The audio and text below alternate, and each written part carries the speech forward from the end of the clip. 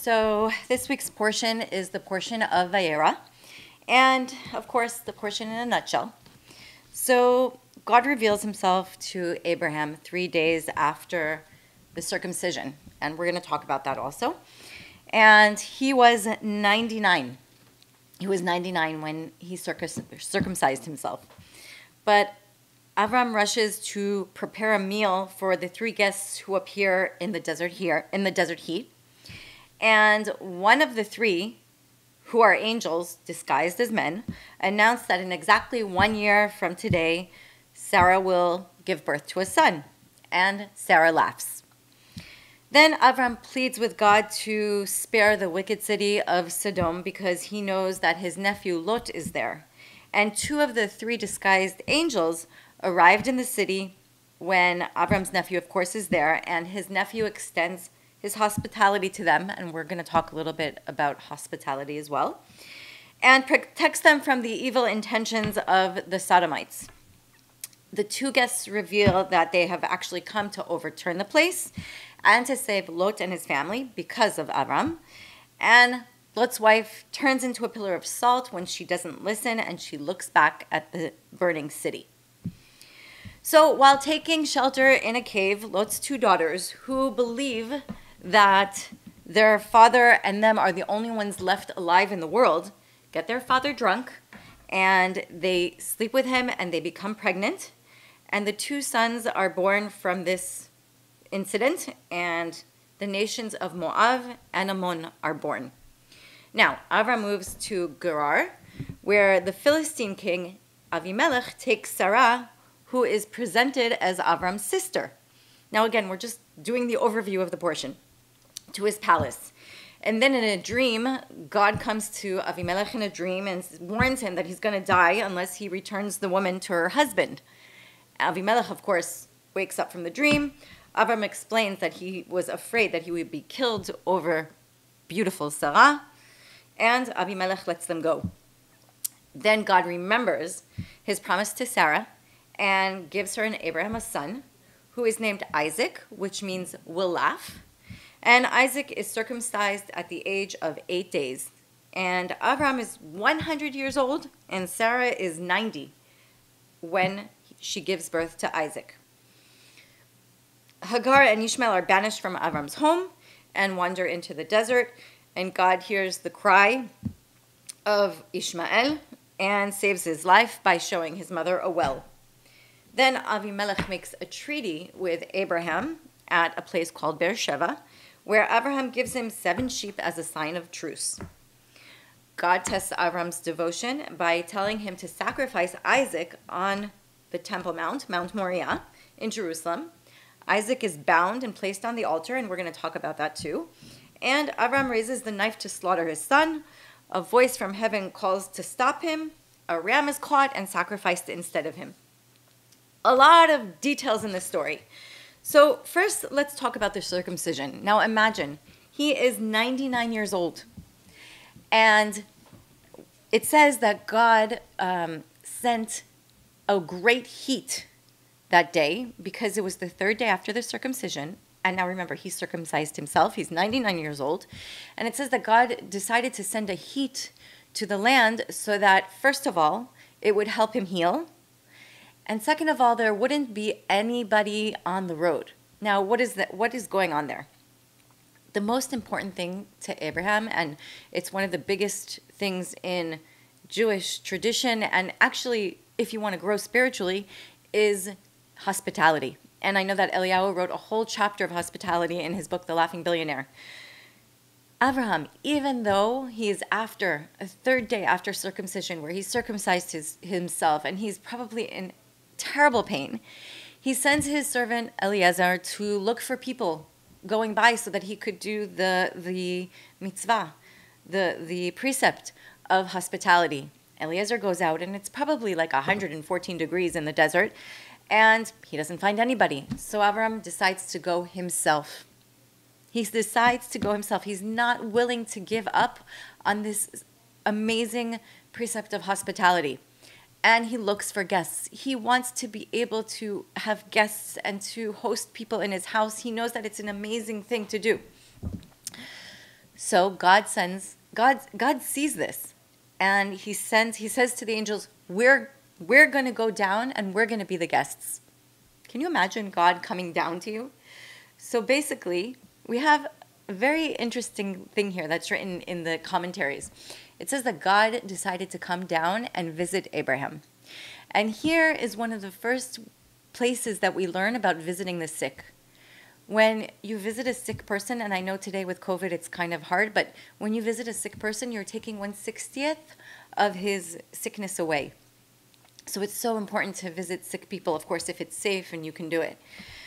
So God tells the angels, there are 3 angels that come down. They're dressed as men, and they come to Abraham. Now, they stop further away, and they see that Abraham is tending to his wound.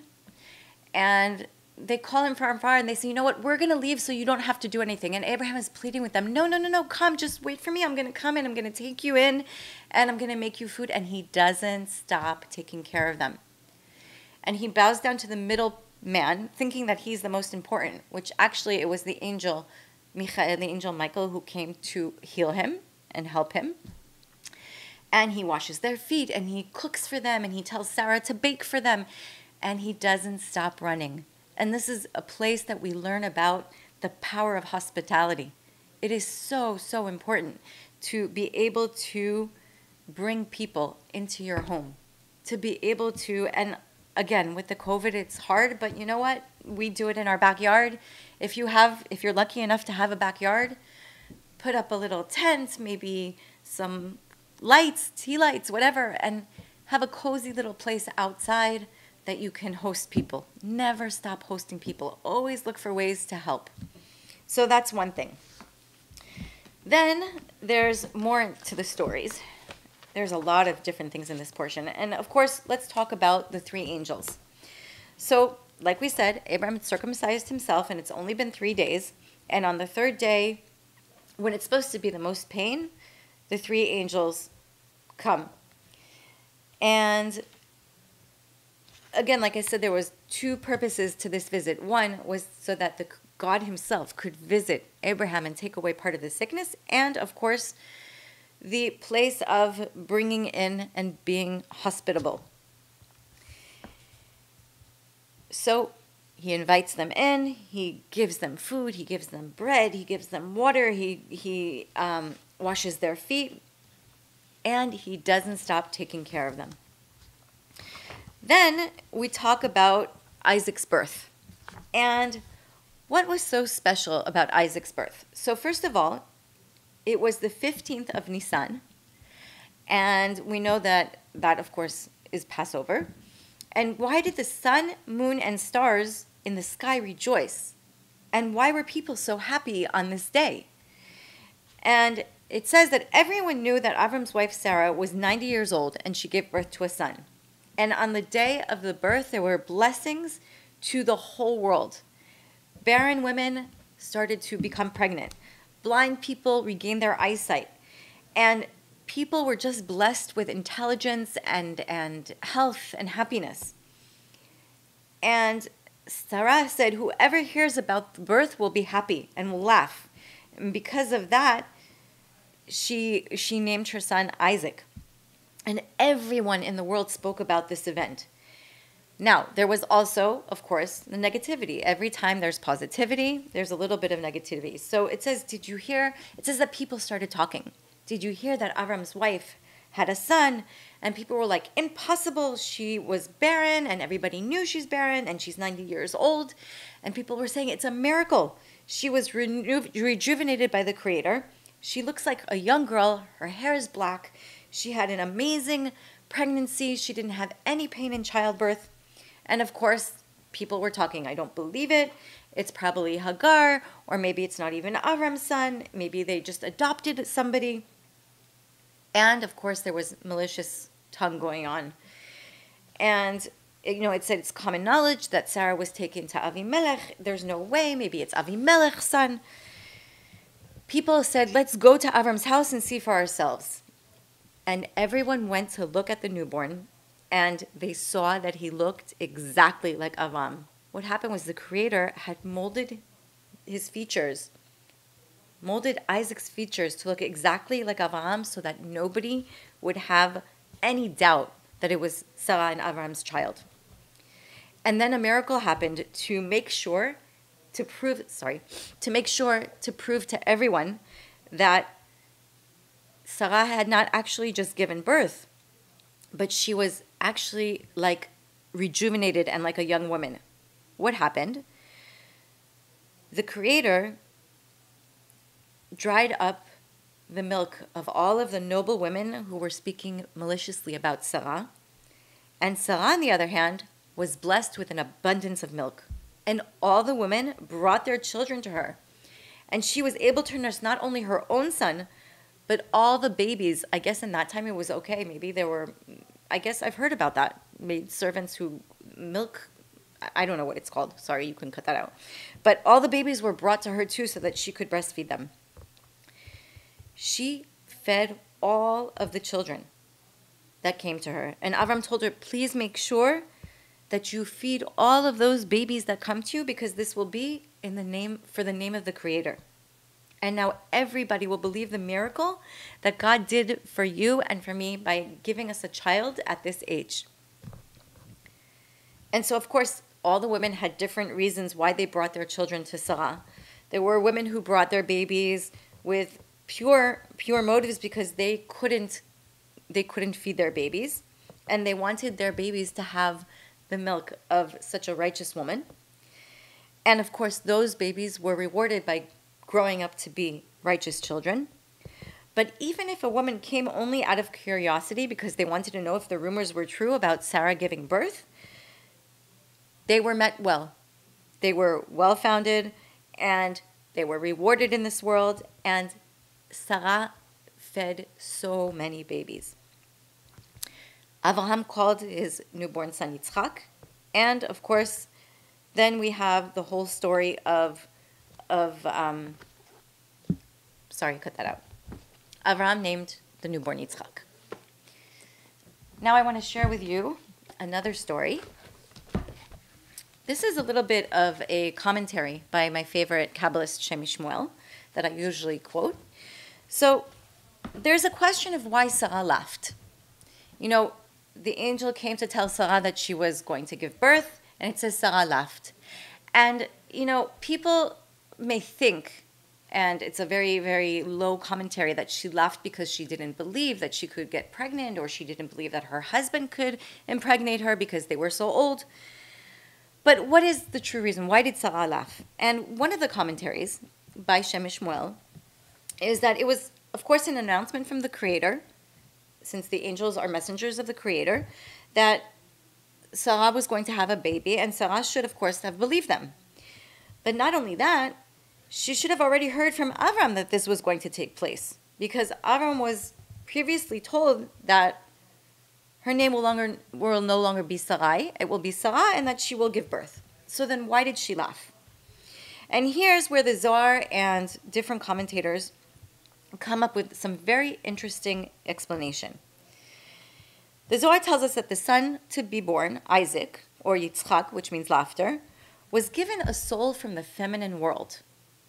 What does that mean? So Shemi Shmuel explains that Sarah laughed because she understood that her son would have an unusual soul based upon the language that the angel used. The angel said Sarah will have a son, and not Avraham will have a son. So from this, Sarah understood that her son would have a feminine soul. And according to the Zohar, a soul from the feminine world can't have offspring. Now, let's explain that. Since Sarah knew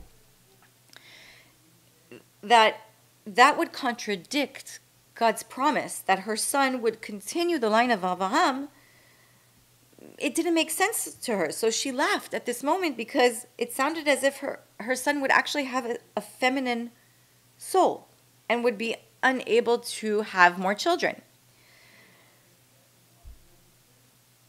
But God reprimanded her and reminding her that it's not beyond the Creator to make miracles, even the ability of changing a feminine soul to a masculine soul.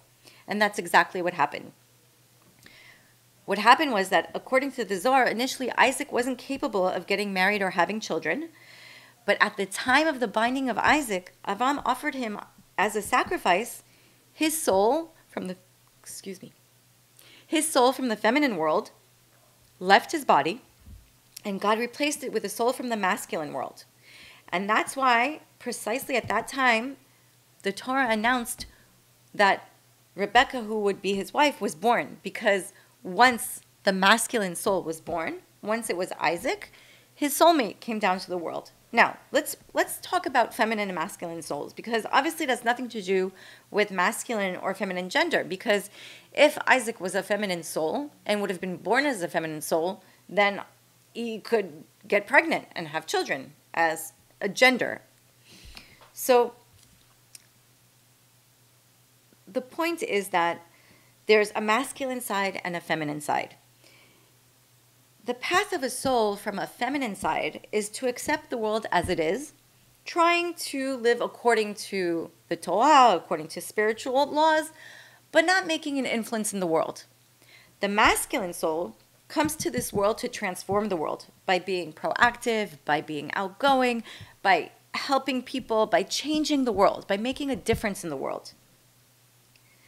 So it wasn't about a masculine or feminine gender or what we think of masculinity and femininity.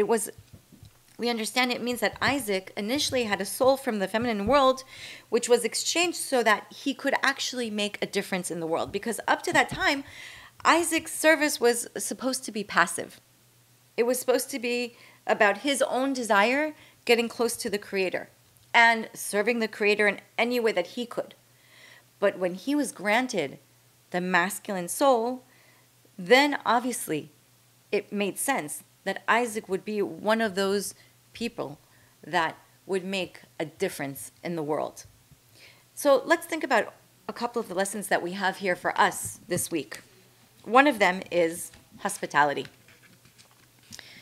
And again, like I said before, it's one of the most important things that you could do in this world. Why? Because when you open your house to people, you're opening yourself. You're becoming vulnerable. And you're able to grow spiritually. You're able to learn to trust. You're able to think about other people besides yourself and really think about what's good for them, how you can do for them. Not for you, not what they're going to think about you, but what you can do for them. And the second thing is regarding the feminine and masculine soul.